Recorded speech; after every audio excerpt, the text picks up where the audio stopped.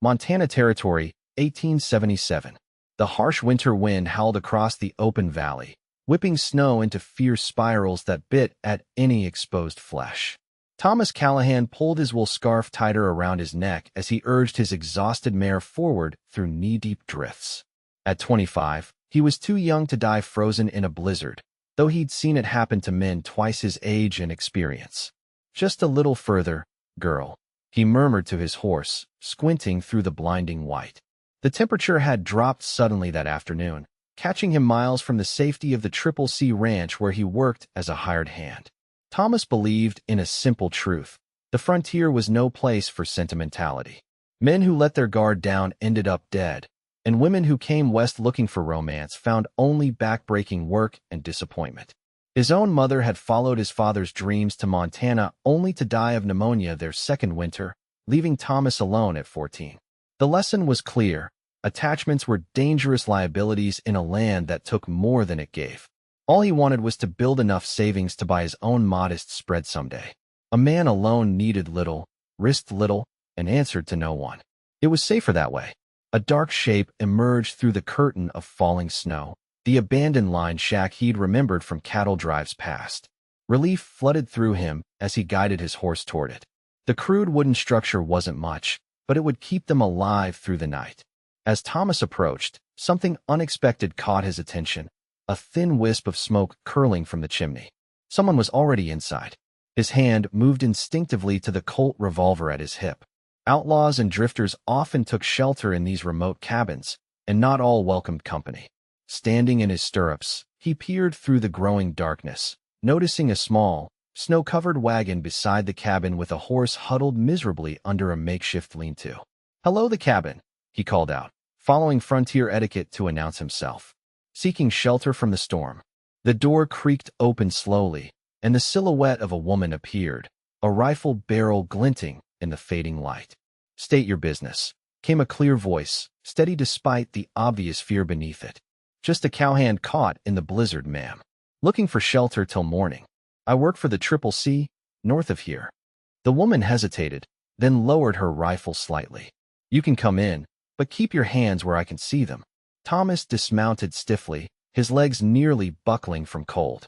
He led his mare to the lean-to beside the other horse, quickly removing her saddle and rubbing her down with handfuls of straw before approaching the cabin. Inside, a modest fire cast flickering shadows across rough-hewn walls.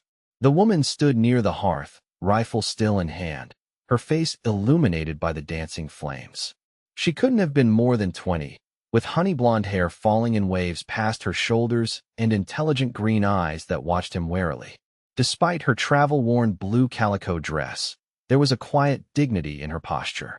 "Mighty kind of you to share your fire, miss," Thomas said, removing his snow-crusted hat. "Name's Thomas Callahan." "Meredith Jameson," she replied, finally lowering the rifle. "I suppose neither of us expected company out here." Thomas noticed her hands then, red and raw from the cold, but elegant. Not the calloused hands of a frontier woman. Something about her speech, too, carried traces of Eastern refinement. "You're a long way from anywhere in this weather, Miss Jameson. Traveling alone." A shadow passed over her face. "I was with my father. We were heading to Helena." She swallowed hard. He didn't survive the fever that took him 3 days ago." The words hung in the silence between them, punctuated by the crack of burning logs. "I'm sorry for your loss," Thomas said, unsure what else to offer. "It's dangerous country to cross alone, especially in winter." "I had little choice," she replied, turning to stir a pot hanging above the fire. "I have an uncle in Helena expecting us. Or rather, expecting me now." Thomas removed his coat and gloves, feeling sensation painfully return to his fingers. The aroma of beans and salt pork filled the small space. "You're welcome to share what I have," Meredith offered. "It isn't much." "That's very generous. I have some coffee in my saddlebags I can contribute." The night passed in unexpected companionship as the storm raged outside. Thomas learned that Meredith and her father had left St. Louis after her mother's death, seeking a fresh start with her father's brother, who owned a mercantile in Helena. "Father said Montana held opportunity for those willing to work," she explained, her eyes reflecting the firelight. "He promised me we'd find a home here." Montana can be beautiful, Thomas admitted, but she's unforgiving to the unprepared. Like myself, you mean? A flash of defiance crossed her face. No disrespect intended, Miss Jameson. Just speaking plain truth. Truth or not, Mr. Callahan, I intend to reach Helena. I've come too far to turn back. Thomas couldn't help but admire her determination, even as he recognized the naivety in it. He'd seen too many greenhorns broken by the territory's harsh realities. I can guide you to Helena when the storm breaks, he found himself offering. It's dangerous country between here and there. Why would you help a stranger? Suspicion edged her voice. Thomas stared into his coffee cup. Because out here, sometimes strangers are all we have. The blizzard lasted 3 days, trapping them in the line shack longer than either had anticipated. They fell into an unexpected routine. Thomas tending the horses and gathering firewood during breaks in the storm, while Meredith managed their dwindling supplies with resourceful care. On the evening of the second day, as they huddled near the fire, Meredith's composure finally cracked. I don't know what I'm doing here, she confessed, tears glinting in her eyes. Father had all these dreams about Montana, but now he's gone, and I'm alone with nothing but his promises. Thomas surprised himself by moving closer, offering an awkward hand on her shoulder. You're stronger than you give yourself credit for. Most women would have given up by now. Is that a compliment, Mr. Callahan? A small smile played at her lips despite her tears. Just another plain truth, he replied, suddenly aware of how close they were sitting. When the storm finally broke on the 4th morning, they emerged to a transformed landscape. The valley stretched before them, pristine white under a brilliant blue sky, the distant mountains sharp against the horizon. It's beautiful, Meredith breathed, her words forming clouds in the frigid air. This is Montana showing her Sunday best, Thomas said. Makes you forget how she tried to kill us just yesterday. The journey to Helena took 5 days, traveling slowly through deep snow. Thomas found himself impressed by Meredith's resilience. She never complained, even when the cold bit through their layers or when they had to dig the wagon out of drifts.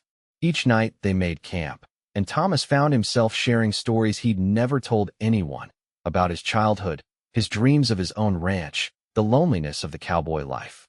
Don't you ever wish for more than just survival? Meredith asked one night as they sat beside their campfire. A family, perhaps? Someone to share your life with? Thomas stared into the flames. Families don't last out here. Better to depend on yourself. That sounds terribly lonely, she said softly. Lonely is safer than heartbroken, he answered. In Helena, they found her uncle's store closed, with a notice tacked to the door explaining he'd sold the business and moved to Oregon 3 months earlier. The letter he'd sent to St. Louis had evidently never reached them. Meredith stood on the boardwalk, staring at the notice, her face pale.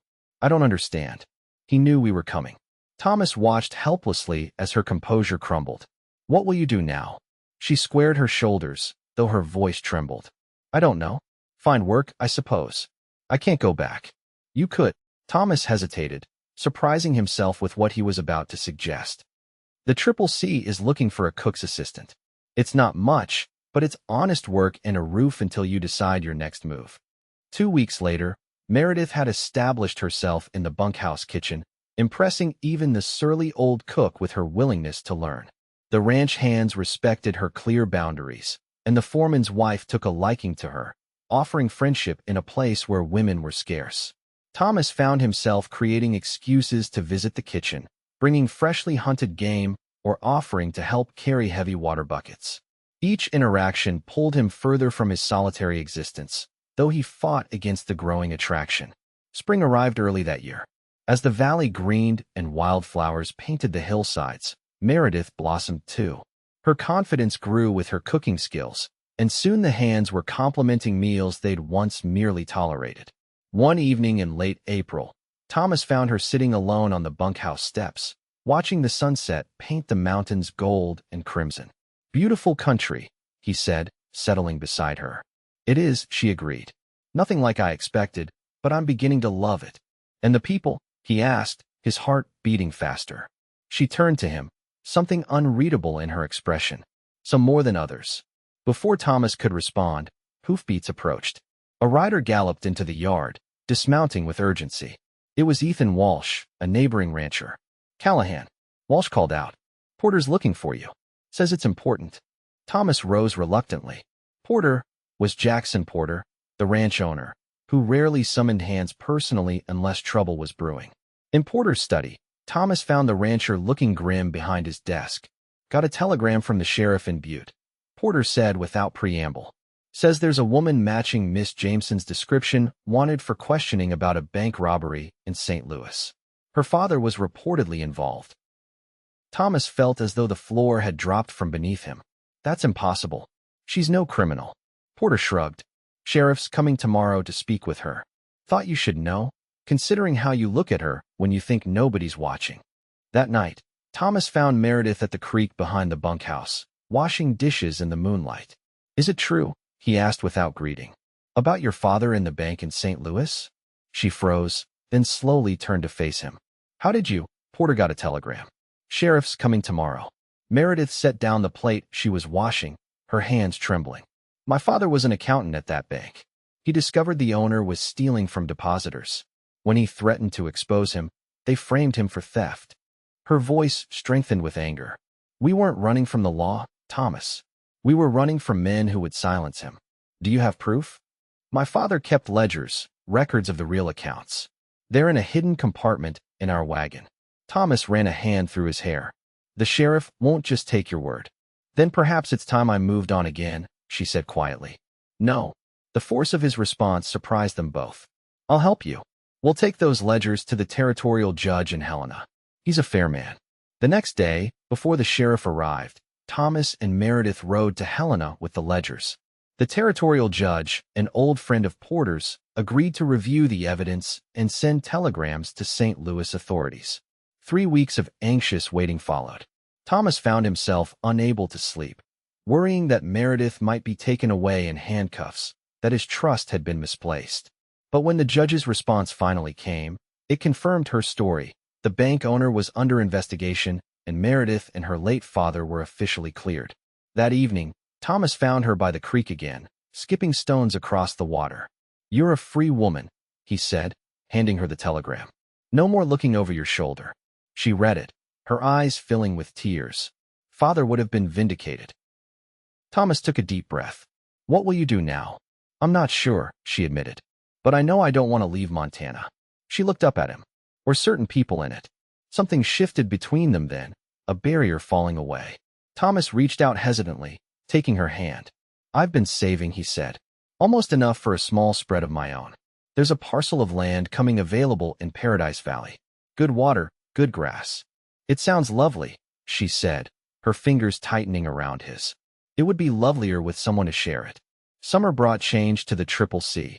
Thomas gave notice, and with his savings, he purchased 300 acres in Paradise Valley. It wasn't much by Montana standards, but it held a creek, good grazing land, and a view of the mountains that took his breath away. Meredith stayed on at the ranch, saving her own wages while Thomas built a modest cabin on his new property. Every Sunday, she would ride out with him to see the progress, bringing a picnic and plans for the garden she hoped to plant. As autumn painted the cottonwoods gold, Thomas completed the cabin. On a crisp October morning, he asked Meredith to ride with him to see the finished home. It's perfect, she exclaimed, walking through the small but sturdy structure. The main room held a stone fireplace, a table he'd crafted himself, and chairs traded for a month's work with a furniture maker in Helena. Not much compared to St. Louis, he said, suddenly self-conscious. It's everything I never knew I wanted, she replied, running her hand along the smooth pine mantel. Thomas cleared his throat. There's something I need to ask you. He reached into his pocket, producing a simple gold band. I know I'm just a cowhand with a small piece of land, but, yes, she interrupted, her eyes shining. Yes, Thomas Callahan. I will marry you. They were married by the judge in Helena on Christmas Eve, with Porter and his wife as witnesses. They moved into the cabin before New Year, starting their life together as the winter snows blanketed their valley. Spring of 1879 brought both joy and challenge. Their first calves arrived, the beginning of their herd, but so did word that a wealthy rancher from back east named Harrison was buying up land throughout Paradise Valley, offering prices most small homesteaders couldn't refuse. He's approached everyone from here to emigrant, Thomas told Meredith one evening. Wants to create one massive ranch. Has he approached us? She asked, one hand resting protectively on her growing belly. Their first child was due by summer's end. Not yet, but Jenkins sold yesterday. We're getting surrounded. 3 days later, a polished carriage rolled up to their cabin. James Harrison himself, impeccably dressed despite the dusty road, knocked on their door with an offer that made Thomas's head spin. 5 times what you paid, Mr. Callahan. A generous offer for an unproven operation. This is our home, Thomas replied. Not just an operation. Harrison's smile didn't reach his eyes. Everyone has their price. I'll return in a week for your answer. That night, lying beside Meredith in their narrow bed, Thomas voiced his doubts. Maybe we should consider it. With that money, we could buy twice the land elsewhere. And start over? Meredith's voice was quiet in the darkness. This is our home, Thomas. The place where our child will be born. Where we'll build our family. Harrison isn't known for taking no for an answer, he warned. Neither am I, she replied, steel in her voice. The next week, when Harrison returned, Meredith met him on the porch while Thomas was checking fence lines. My husband isn't here, she said, standing tall despite her advanced pregnancy. But I can give you our answer. This land is not for sale at any price. Harrison's pleasant demeanor slipped. Mrs. Callahan, you don't understand the situation. I will own this valley, one way or another. Is that a threat, Mr. Harrison? A reality. Water rights get complicated in this territory. Without access to the creek, this land becomes worthless. When Thomas returned, Meredith relayed the conversation, her hands trembling with anger. He can't simply take our water, Thomas insisted, though doubt clouded his voice. Can't he? Meredith challenged. You've told me yourself how the big ranchers operate. The threat materialized a week later when they discovered men constructing a dam upstream, diverting the creek away from their property. Without that water, their cattle and crops would perish. Thomas rode to Helena to consult the judge who had helped them before. The news wasn't encouraging. Water rights are murky, Thomas. Harrison filed claims on that creek before you bought your land. It might be legal, even if it's not right. Returning home, Thomas found Meredith sitting at their table, ledgers spread before her. What's all this? He asked. I've been researching, she explained. Harrison's operation isn't what it seems. He's borrowing heavily against properties he doesn't yet own, promising Eastern investors returns he can't possibly deliver without acquiring every acre in the valley. Thomas stared at her in amazement. How did you learn this? The bank manager in Helena was my father's colleague years ago. He showed me Harrison's loan documents. Her green eyes flashed. Harrison's not building an empire, Thomas. He's creating a house of cards. That night, Meredith went into early labor. With the nearest doctor miles away and a summer storm raging outside, Thomas delivered their daughter himself, terrified but determined. As dawn broke, he held a healthy baby girl in his arms, overwhelmed by love and fear in equal measure. Charlotte, Meredith whispered, exhausted but radiant. After my mother. Looking at his wife and daughter, Thomas felt something fundamental shift inside him. The frontier wasn't just about survival anymore. It was about what, and who, was worth fighting for. I won't let Harrison take what's ours, he promised. 2 weeks later, Thomas and Meredith invited neighboring small ranchers to their cabin. Many had already sold to Harrison, but those who remained shared their frustration. He's damming every creek, cutting off water wherever he can, complained Frank Miller, whose land adjoined theirs. My cattle are suffering. I've found something, Meredith said, settling baby Charlotte in her cradle before spreading documents on the table. Harrison's using the same tactics my father exposed in St. Louis. He's manipulating land values, falsifying reports to investors. So what can we do? Asked Sarah Winters, whose family had homesteaded for a decade. We form a collective, Meredith proposed. Pool our resources to hire legal representation, challenge his water claims, and alert his investors to the fraud. Thomas watched his wife with growing admiration as she outlined her plan. The accounting skills she'd learned from her father, combined with her determination, transformed her from a newcomer to a leader these hardened homesteaders respected. The battle lasted through autumn. Harrison retaliated by hiring men to intimidate them, driving cattle across their crops, even firing shots near their cabin one night. Thomas began sleeping with his rifle beside the bed, and Meredith never went to the creek alone. The breaking point came in November. Thomas returned from checking cattle to find their cabin door splintered open. Inside, furniture was overturned, but his heart stopped when he saw the empty cradle. "Meredith! Charlotte!" he shouted, panic rising in his throat. A muffled cry came from the root cellar. He yanked open the trapdoor to find Meredith huddled in the corner, clutching Charlotte, a kitchen knife in her free hand. "They came," she gasped. "3 men. Said Harrison sent them to convince us to sell." That night, Thomas rode to Harrison's elaborate ranch house, rage burning through his veins. He found the man dining alone in opulent surroundings. "Callahan," Harrison acknowledged calmly. "Finally come to your senses about selling? You sent men to threaten my wife and infant daughter," Thomas said, his voice deadly quiet. Harrison sipped his wine. "Business negotiations take many forms in the territory. This ends now," Thomas declared.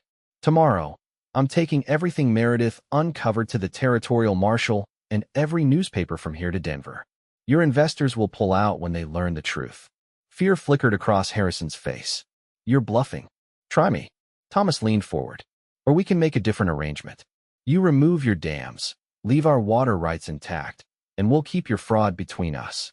2 days later, crews began dismantling the dams on their creek.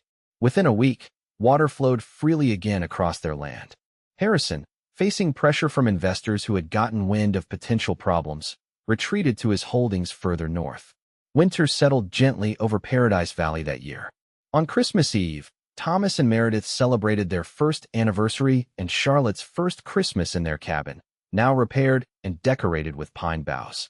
"I have something for you," Thomas said, handing Meredith a rolled document tied with red ribbon. She opened it to find a map of their property, but with additional acreage marked in bold lines. "I don't understand," she said. "Harrison's leaving Montana," Thomas explained. "His investors forced him to liquidate. I purchased the adjacent 300 acres with the money we saved." He smiled. "It includes the entire length of the creek through the valley." Meredith's eyes filled with tears as she traced the boundaries on the map. "Our valley," she whispered. "Your valley," Thomas corrected. "I couldn't have fought for it without you. Your father would be proud of how you used what he taught you." She placed the map on the table and moved to stand by the window, looking out at the moonlit landscape. The snow-covered valley stretched before them, peaceful and pristine. Thomas joined her, wrapping his arms around her waist. "What are you thinking?" Meredith leaned back against his chest, her voice filled with wonder and determination. "I own this valley now," she said to the cowboy who once saved her from winter's cold. "We own it. Not just the land, but the right to build our future here." Thomas pressed a kiss to her temple. "You know what I've learned? The frontier isn't about surviving alone. It's about finding something, someone, worth fighting for." Outside, snow began to fall gently, blanketing their valley in hushed white. Inside the cabin, the fire crackled and little Charlotte slept peacefully in her cradle. Thomas and Meredith stood together at the window, watching their world transform in the moonlight, no longer alone against the wilderness, but united in the home they had fought to create.